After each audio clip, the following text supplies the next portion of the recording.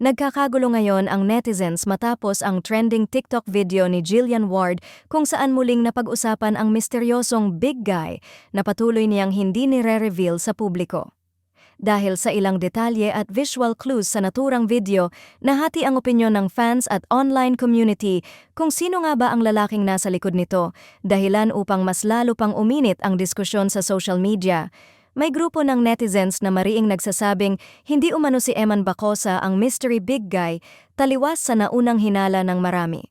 Ayon sa kanila, may ibang personalidad na mas tumutugma sa build at aura ng lalaking nakita sa video.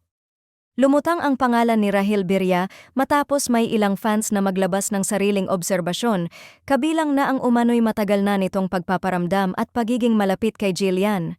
Para sa mga naniniwala sa teoryang ito, mas tugma raw ang ilang physical details at galaw ng mystery guy sa nasabing personalidad. Sa kabilang banda, hindi rin nagpapahuli ang supporters ni Eman Bacosa na nananatiling kumbinsido na siya pa rin ang lalaking tinutukoy. Ayon sa kanila, matagal na raw may koneksyon ang dalawa at may mga naunang senyales na nagpapakita ng closeness, kaya para sa kanila ay hindi malayong siya ang nasa likod ng trending TikTok video. Binibigyang diin pa ng ilang fans na ang pagiging sweet at maalaga na inilalarawan ni Jillian tungkol sa mystery guy ay tugma sa imahe ni Eman, kaya nananatili silang matatag sa kanilang paniniwala.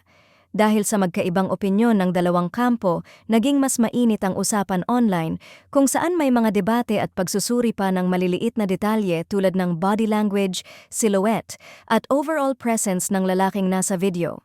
Ang bawat frame ay tila sinusuri ng netizens upang makahanap ng clue na magpapatunay kung sino ang tunay na mystery big guy. Sa ngayon, nananatiling tahimik si Jillian tungkol sa tunay na identity ng lalaki, bagay na lalong nagpapalakas ng intriga at curiosity ng publiko.